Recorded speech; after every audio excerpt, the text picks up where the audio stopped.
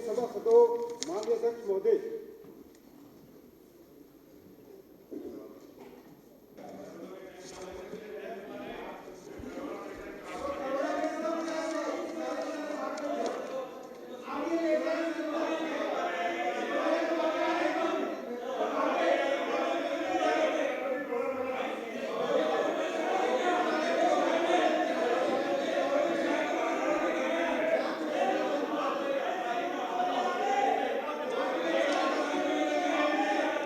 एक बार बैठिए जरा।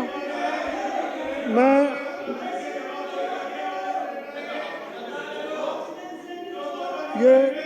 ये सिलेंडर मार्शल्स को बुलाइए, सिलेंडर बाहर करेंगे ना। सिलेंडर आने का कोई प्रावधान नहीं है सिलेंडर। और सिक्योरिटी वालों ने कैसे आने दिए? ये सिक्योरिटी वालों ने सिलेंडर कैसे आने दिए हैं? इनको आज शाम को हाउस के बाद मेरे ऑफिस में बुलाइए।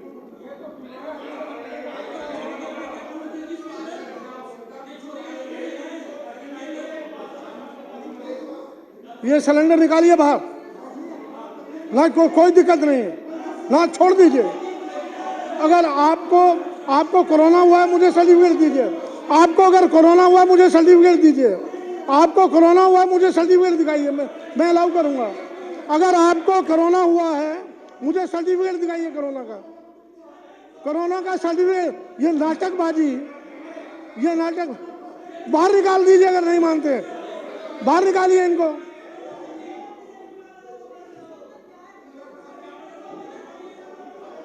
अगर बिजुली जी आपको कोरोना हुआ है सर्टिफिकेट दिखाइए मुझे, मैं अलाउ करूंगा सिलेंडर।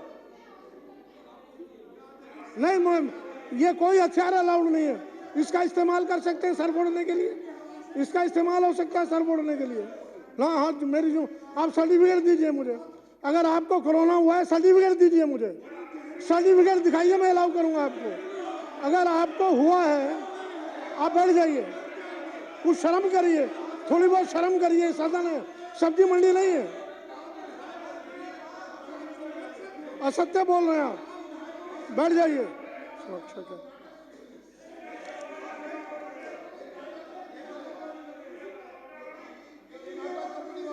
मैं माननीय सदस्यों से प्रार्थना कर रहा हूं, शांति से बैठें। कुछ शोक संदेश हैं पहले। भाई अब आवाज नहीं, मैंने कहा है, रिक्वेस्ट की है, शोक संदेश है। 7वीं विधानसभा के तीसरे सत्र के मैं माननीय सदस्यों से प्रार्थना कर रहा हूं। भाई राखी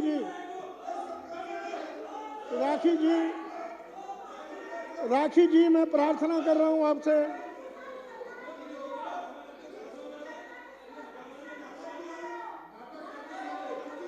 हेलो।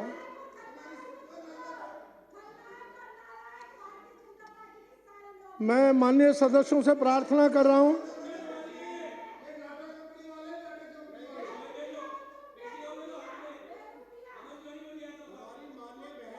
अब चुप रहे, बोलने दीजिए उनको।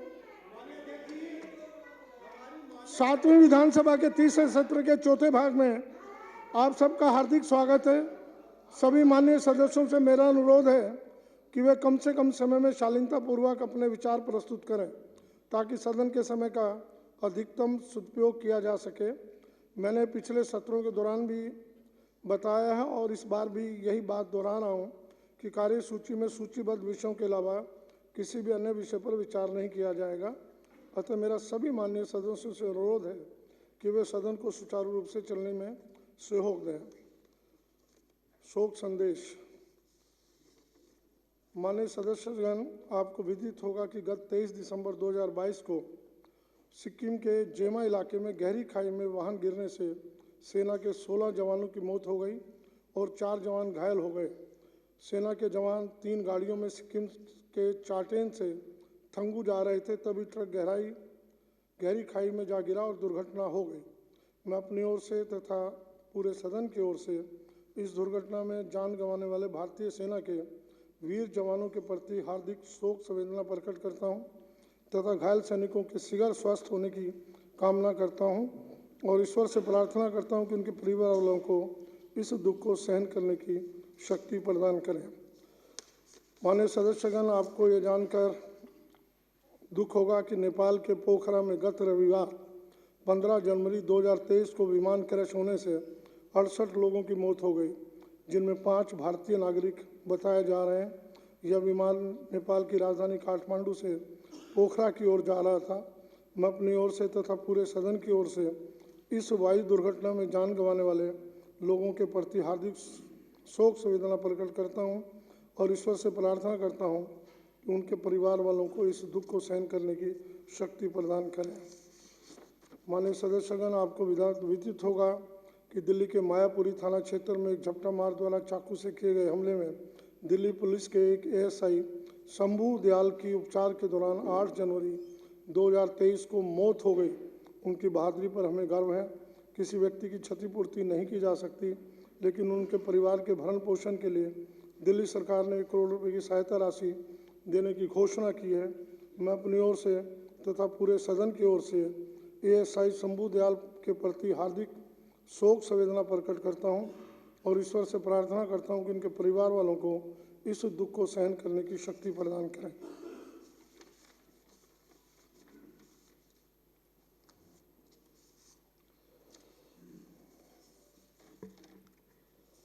माननीय सदस्यगण, आपको विदित होगा कि उत्तर प्रदेश के पूर्व मुख्यमंत्री और केंद्र सरकार के पूर्व मंत्री श्री मुलायम सिंह यादव जी का दिनांक 10 अक्टूबर 2022 को निधन हो गया। वे लोकप्रिय नेता थे और देश की राजनीति में उनका खास स्थान था। मैं अपनी ओर से तथा पूरे सदन की ओर से श्री मुलायम सिंह यादव जी के प्रति हार्दिक शोक संवेदना प्रकट करता हूं और ईश्वर से प्रार्थना करता हूं कि परिवार वालों को इस दुख को सहन करने की शक्ति प्रदान करें। माननीय सदस्यगण, आपको विदित होगा कि केंद्र सरकार के पूर्व मंत्री श्री शरद यादव का दिनांक 12 जनवरी 2023 को हो गया था। वे लोकप्रिय नेता थे और देश की राजनीति में उनका महत्वपूर्ण भूमिका थी। मैं अपनी ओर से तथा पूरे सदन की ओर से श्री शरद यादव जी के प्रति हार्दिक शोक संवेदना प्रकट करता हूं और ईश्वर से प्रार्थना करता हूं कि उनके परिवार वालों को इस दुख को सहन करने की शक्ति प्रदान करें। माननीय सदस्यगण, आप सब जानते हैं कि दिल्ली के कंझावला क्षेत्र में 31 दिसंबर 1 जनवरी 2023 की रात को सुल्तानपुरी क्षेत्र के निवासी स्कूटी सवार अंजलि को 4 युवकों ने कार से टक्कर मार दी और उसे कई किलोमीटर तक गाड़ी के नीचे घसीटते रहे। इस घटना से पूरा देश दहल गया। इस घटना की जितनी निंदा की जाए उतनी कम है। आशा है कि मृतक लड़की के परिवारजनों को शीघ्र न्याय मिलेगा। इस तरह की घटनाएं दिल को बहुत दुख पहुंचाती हैं। पहले भी श्रद्धा नाम की लड़की के टुकड़े करके हत्या करने की घटना हुई थी। महिलाओं के प्रति इतनी ज़्यादा असंवेदनशीलता अत्यंत दुखदायी है। मैं अपनी ओर से तथा पूरे सदन की ओर से मृतक अंजलि और श्रद्धा के प्रति हार्दिक शोक संवेदना प्रकट करता हूं और ईश्वर से प्रार्थना करता हूं कि उनके परिवार वालों को इस दुख को सहन करने की शक्ति प्रदान करें। अब दिवंगत आत्माओं की शांति के लिए सदन द्वारा 2 मिनट का मौन धारण किया जाए।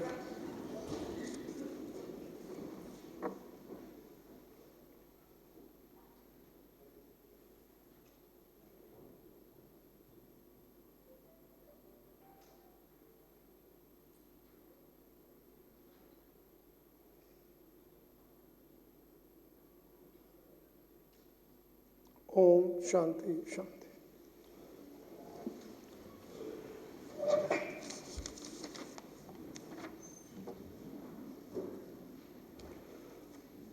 मुझे माननीय नेता प्रतिपक्ष श्री रामवीर सिंह बिधुड़ी जी सहित कई सदस्यों से विभिन्न विषयों के संबंध में ध्यानाकर्षण नियम 54, अल्पकालिक चर्चा नियम 55 और संकल्प नियम 89 की सूचनाएं प्राप्त हुई हैं। आज एक ध्यानाकर्षण और अल्पकालिक चर्चा सूचीबद्ध किए जा चुके हैं तथा एक विधेयक भी प्रस्तुत किया जाना है। मैं पिछले स्तर के दौरान भी स्पष्ट कर चुका हूं कि कार्य सूची में सूचीबद्ध विषयों के अलावा किसी अन्य विषय पर विचार नहीं किया जाएगा। अतः मैं अन्य सूचनाओं को स्वीकार नहीं कर पा रहा हूं। यदि सदस्य मेरी अनुमति के बिना कुछ बोलेंगे तो उसे सदन की कार्रवाई में सम्मिलित नहीं किया जाएगा और मेरे निर्देशों का पालन न होने पर नियमानुसार कार्रवाई की जाएगी। ध्यानाकर्षण नियम 54।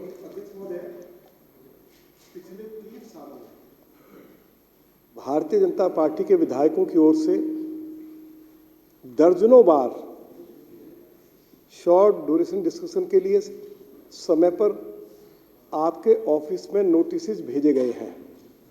लेकिन पिछले 3 सालों में एक बार भी आपने लीडर ऑफ ओपोजिशन को या हमारे विधायकों को किसी भी विषय पर बोलने की अनुमति नहीं दी है। हो गया, मैं बैठिए, मैं उत्तर दे देता मैं हूं। आपसे नहीं, क्योंकि एक सेकंड आप रुकिए, सोमनाथ जी आप रुकिए, आप बैठिए, अध्यक्ष जी, मैंने बात सुन ली आपकी। आप हमारे गार्जियन हैं, अब मेरी बात सुन आप लीजिए, हमारे संरक्षक हैं। अब मेरी बात ये सुन बात लीजिए। हम आपको नहीं मैं कहेंगे तो आज आखिर बड़ा, किसको कहेंगे? मैं बड़ा आज बैठिए, नहीं, इस विधानसभा बैठिए। के मायने क्या है फिर? बैठिए, आप बैठिए, नहीं, आप बताइए। बैठिए, बैठिए, आप बैठिए, मैं खड़ा हूं, आप बैठिए, मैं उत्तर दे रहा हूं। बैठिए, माननीय सदस्यगण, बैठिए, बैठिए। विदुड़ी जी, 3 साल का जो आपने समय दिया है, मैं बड़े दुख और दिल्ली की जनता के अन्याय के साथ ये बात कह रहा हूं। इन 3 सालों में आपने भारतीय जनता पार्टी का नाम लिया, इसलिए मैं नाम ले रहा हूं। भारतीय जनता पार्टी ने सदन के अधिकारों को छीन लिया। रुक जाइए, शांति रखिए प्लीज, रुक जाइए 2 मिनट। ओम प्रकाश जी मुझे बोलने दीजिए, 2 मिनट रुक जाइए प्लीज। पुलिस पर कोई भी स्टार क्वेश्चन लिखता है तो यहां उत्तर नहीं आता। सर्विसेज पर कोई स्टार क्वेश्चन लगता है, यहां उत्तर नहीं आता। लैंड एंड बिल्डिंग पर कोई स्टार क्वेश्चन लिखता है, इस सदन को अपंग बना दिया है, कोई उत्तर नहीं आता। रेवेन्यू डिपार्टमेंट से रिलेटेड लैंड एंड बिल्डिंग पर कोई उत्तर नहीं आता। तो क्या भारतीय जनता पार्टी को दर्द नहीं होता कि दिल्ली के चुने हुए लोगों का सदन है? यहां दिल्ली पुलिस में आज अगर कोई भी एमएलए, विधायक, विपक्ष का या सत्ता पक्ष का, कंझावला में जो घटना हुई है, मैं बड़ा पीड़ित हूं उस घटना से। उस पर कोई एमएलए क्वेश्चन लगा दे पुलिस के खिलाफ, उत्तर नहीं आएगा सदन में। किस लिए बैठे हैं? आपको अपनी चिंता है केवल, मुझे पूरी दिल्ली की चिंता। धन्यवाद। नहीं, अब आप बैठ जाइए, अब बैठ जाइए। मैं फिर प्रार्थना कर रहा हूं, एलजी से जाकर कहिए, 10 बार जाते हैं एलजी के पास, एलजी से कहिए जाकर कि ये ऑर्डर वापस ले, दिल्ली की जनता के साथ अन्याय हो रहा है। नहीं, ये न्याय, आप अन्याय मानते हैं, मैं कहता हूं ये न्याय है, इसको सहना पड़ेगा। सही है, बर्दाश्त करिए। किस पे? नहीं, क्यों चर्चा करवाऊं मैं? जब लैंड एंड बिल्डिंग पे चर्चा नहीं हो सकता, पुलिस पे उन पर क्यों चर्चा करवाऊं मैं क्यों चर्चा करवाऊंगा? मैं चर्चा नहीं करवाऊंगा। मैंने निर्णय लिया है, मैं किसी विषय पर विपक्ष द्वारा दिए गए प्रस्ताव पर चर्चा नहीं करवाऊंगा। जाके एलजी से कहिए वो लेटर वापस। अध्यक्ष महोदय, मैं घोषणा कर रहा हूँ, मैं घोषणा कर रहा हूँ। आप मुझे बताइए, एलजी से जाके कहिए वो वापस ले। मजाक बना दिया सदन का, शर्म नहीं आती? शर्म नहीं आती?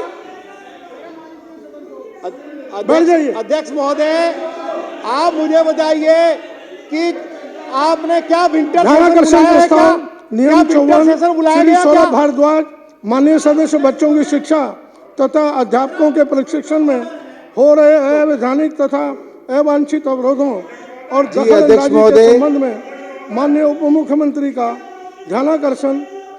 अध्यक्ष महोदय, जिस तरीके से सौरभ, बैठिए बैठिए बैठिए। अब नहीं, मैंने बोल दिया जो बोलना था, मैंने जो बोलना था बोल दिया। मैं 3 साल में अपनी पीड़ा व्यक्त कर रहा हूँ, अनेकों बार कहिए, शांतिपूर्वक हाथ जो। अब बैठ जाइए प्लीज, बैठिए बैठिए बैठिए। अभी बाद में आप नियम में दीजिए, किसी नियम में लिख के दीजिए प्लीज। कल के लिए लिख के दे दीजिए भाई, कल के लिए लिख के दीजिए। अध्यक्ष जी, एक तरफ तो दिल्ली की चुनी हुई सरकार दिल्ली के आम बच्चों के लिए, दिल्ली के गरीब बच्चों के लिए हर वो काम करना चाह रही है कि उनको अच्छी शिक्षा मिले, उनका अच्छा भविष्य बने, और दूसरी तरफ एलजी साहब जो हैं, नियम 54, एलजी साहब जो है, हर वो काम जो दिल्ली सरकार कर रही है, चुनी हुई सरकार कर रही है, उसके अंदर टांग अड़ाने का काम कर रहे हैं। ये बात हमने पहले भी कही है और आज दोबारा कह रहे हैं कि दिल्ली की चुनी हुई सरकार ने और इस हाउस ने 3.5 साल की एक लंबी लड़ाई लड़ी। 2015 फरवरी में हमारी सरकार बनी, 2018 जुलाई में सुप्रीम कोर्ट की संविधान पीठ का फैसला आया कि जो दिल्ली के उपराज्यपाल हैं उनके पास सिर्फ पुलिस, पब्लिक ऑर्डर और लैंड, इसके अंदर अधिकार है। इसके अलावा उनके पास कोई अधिकार नहीं। जो भी मामले उनके पास दिल्ली की चुनी हुई सरकार द्वारा भेजे जाएंगे, वो उसमें ना तो कर ही नहीं सकते, या तो वो हाँ कर सकते हैं, या वो उसको राष्ट्रपति महोदय को भेज सकते हैं। उनको ना करने का अधिकार ही नहीं है। ये संविधान में भी लिखा था। ये लोग संविधान नहीं मानते, तो हम लोगों को कोर्ट जाना पड़ा और संवैधानिक पीठ ने यह फैसला दिया। अब पिछले कई महीनों से हम देख रहे हैं, जो नए उपराज्यपाल महोदय आए हैं, वो हर फाइल के अंदर कुछ ना कुछ जो है लिख के फाइल को वापस भेज देते हैं। अध्यक्ष महोदय, उनके पास ये अधिकार नहीं है। मैं बताना चाहता हूं रामवीर विदुड़ी जी को भी और एलजी साहब को भी, क्योंकि एलजी साहब की वकालत यही लोग करते हैं यहाँ पे, तो इनको मालूम होना चाहिए।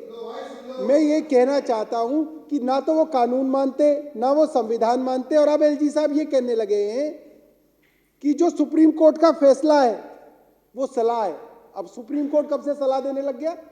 सुप्रीम कोर्ट का फैसले को फैसला कहा जाता है, ऑर्डर कहा जाता है। ऑर्डर कहा ही इसलिए जाता है कि आपको निर्देश है, ये आपको निर्देश है, ये आपको सलाह नहीं। एक सेकंड बैठिए बैठिए।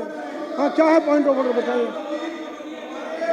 बस करो, पॉइंट ऑफ ऑर्डर क्या बताइए। एक मेरा पॉइंट, हाँ बोलिए ना। 2 मिनट भाई, उनका पॉइंट ऑफ ऑर्डर जरा मैं सुन लूं। क्या है point of order? Point of order मुझे सुनने दीजिए प्लीज, बोलिए। आदरणीय अध्यक्ष महोदय, हाँ, मैं आपके माध्यम से माननीय सदस्य श्री सौरभ भारद्वाज जी को दिल्ली के माननीय उपराज्यपाल की ओर से कहना चाहता हूं। पॉइंट ऑफ ऑर्डर बताइए ना। पॉइंट ऑफ ऑर्डर नहीं, पॉइंट ऑफ ऑर्डर ना, पॉइंट ऑफ ऑर्डर बताइए। वो ना, बैठ जाइए। चलिए आप वो कह चुके हैं कि उन्होंने ऐसी कोई बात नहीं कही है। पॉइंट ऑफ ऑर्डर किस नियम में है? नहीं, ये दिल्ली के एलजी के मुंह में ये बात क्यों डाल रहे हैं? पॉइंट ऑफ ऑर्डर, मेरा पॉइंट ऑफ ऑर्डर है, ऑर्डर के बहाने आप मेरा पॉइंट ऑफ ऑर्डर है। अध्यक्ष महोदय, ये बात साफ हो गई। रामवीर विदुड़ी जी अब एलजी के सेक्रेटरी बन गए। सुन लीजिए, क्या पॉइंट किस नियम में है? नियम बताइए, क्या है पॉइंट ऑफ ऑर्डर? माननीय सौरभ भारद्वाज जी, नियम क्या है? इस विधानसभा के अंदर गलत बयानी कर रहे हैं। नियम में उपराज्यपाल का नाम लेकर बैठ जाइए। गलत बयानी कर। सौरभ जी जारी रखिए आप। देखिए, ये बहुत दुख की बात है कि रामवीर विदुड़ी जी एलजी के सेक्रेटरी बन गए। नहीं, चपरासी कहना ठीक नहीं रहेगा, चपरासी कहना ठीक नहीं है। ये एलजी के सेक्रेटरी बन गए। सौरभ जी बैठिए। मानिए, अच्छा, ये बैठ जाइए भाई, मानिए बैठिए। आप बैठिए। विदुड़ी जी आप बैठिए, आप बैठ जाइए। नहीं, आपके एलजी के प्रवक्ता हैं। नहीं, आप एलजी के प्रवक्ता हैं। आप किसके प्रवक्ता हैं? आप एलजी के प्रवक्ता हैं। नहीं, एलजी ने गुंडागर्दी की है दिल्ली में, आपके एलजी के प्रवक्ता हैं। बैठ जाइए। सारी दिल्ली को तबाह करके रखा हुआ है। चलिए अध्यक्ष महोदय, ये बड़े शर्म की बात है, बहुत दुर्भाग्यपूर्ण है। आपका दिल भी मानता है रामवीर विदुड़ी जी उपराज्यपाल महोदय के वकील बन के यहाँ पे सदन के आगे आए हैं। भाई, मान्य सदस्यगण, मान्य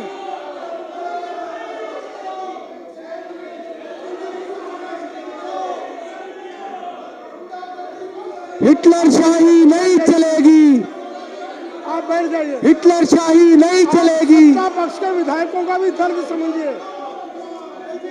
एलजी जास्ती करे और वो यहाँ भी ना रोए।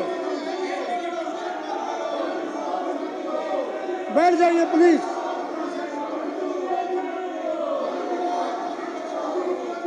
मैं माननीय सदस्यों से प्रार्थना कर रहा हूं,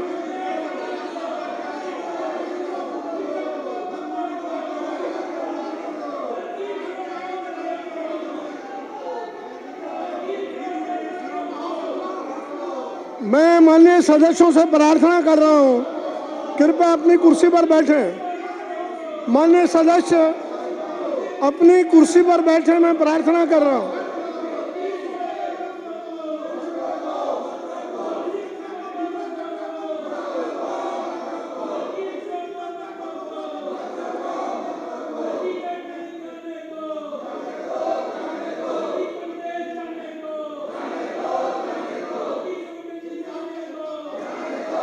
मैं माननीय सदस्यों से प्रार्थना कर रहा हूं कि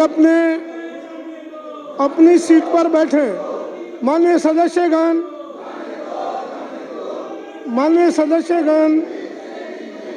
मैं माननीय सदस्यों से प्रार्थना कर रहा हूं, कृपया अपनी सीट पर बैठे।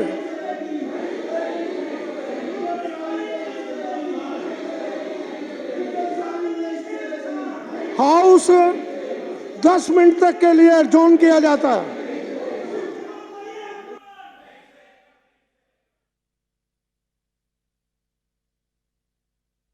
हाँ जी, सौरभ भारद्वाज जी कंटिन्यू करें। जी सर, मैं बता रहा था कि पिछले कुछ दिनों में जो माननीय मुख्यमंत्री जी की और माननीय उपराज्यपाल महोदय की मुलाकात हुई, उसमें बड़े चौंकाने वाली चीज़ें सामने आ रही हैं कि एलजी साहब ना तो संविधान मानने के लिए तैयार हैं, ना सुप्रीम कोर्ट का जजमेंट मानने के लिए तैयार हैं, और वो संवैधानिक पद पे हैं। तो अध्यक्ष जी, ऐसे कैसे दिल्ली चलेगी जहां पे जो एलजी हैं वो संविधान मानने के लिए तैयार नहीं है? मतलब ये तो तानाशाही है अध्यक्ष महोदय, ये तो हर तरीके से तानाशाही पे जो है एलजी महोदय उतरे हुए हैं। और भारतीय जनता पार्टी के जो हमारे साथी हैं वो हर तरीके से एलजी साहब की जो है वकालत कर रहे हैं। अब शिक्षकों से एलजी साहब का क्या बैर है? अब एलजी साहब कह रहे हैं कि भाई शिक्षक वहां पे क्या करके आते हैं उसका कॉस्ट बेनिफिट एनालिसिस करना चाहिए। सदस्यगणों से प्रार्थना है। अब अध्यक्ष जी, 16 भारत का कॉस्ट बेनिफिट एनालिसिस कैसे किया जाएगा? माननीय सदस्यगण,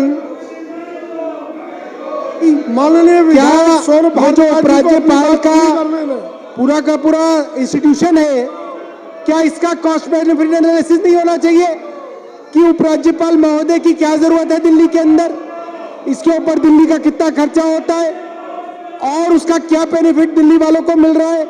एलजी साहब के ऊपर जो खर्चा है, एलजी हाउस पे जो पूरा खर्चा है, उसका पैसा दिल्ली का टैक्स पेयर दे रहा है, और एलजी साहब हर काम को रोक रहे हैं, दिल्ली के विकास को रोक रहे हैं।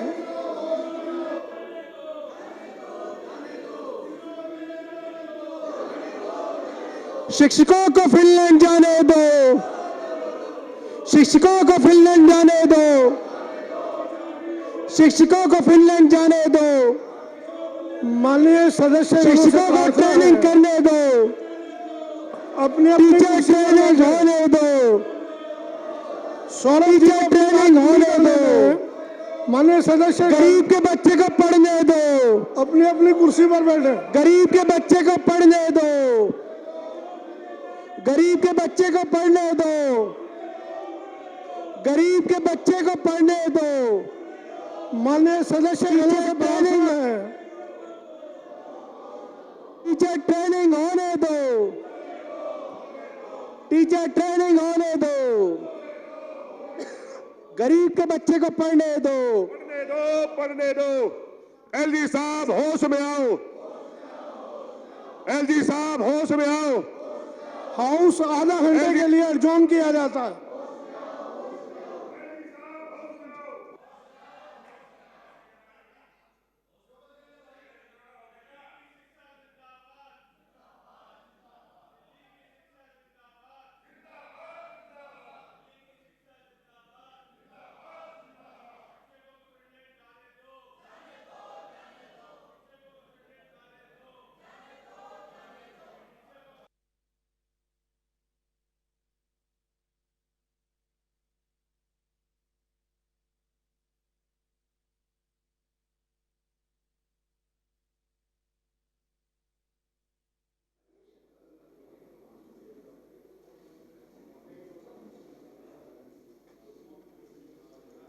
माननीय सभासदों, माननीय अध्यक्ष महोदय,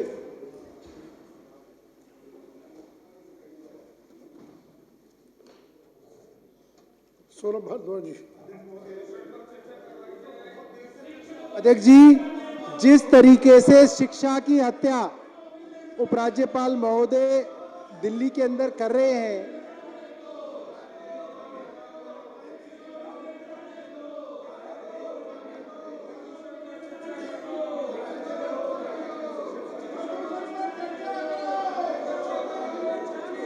माननीय सदस्यों से प्रार्थना कर रहा हूं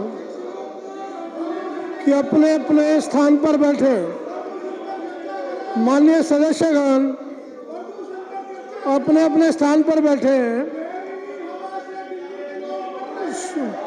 सौरभ भारद्वाज जी को अपना विषय पूरा करने दें। माननीय सदस्यगण, कृपया माननीय सदस्यगण अपने अपने स्थानों पर बैठे।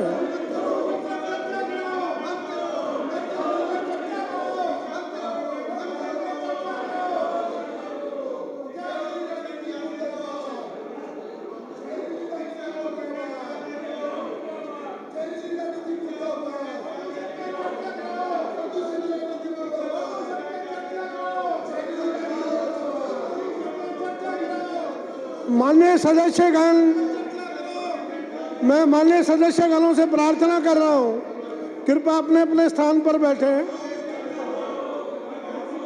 सदन की कार्रवाई चलने दें।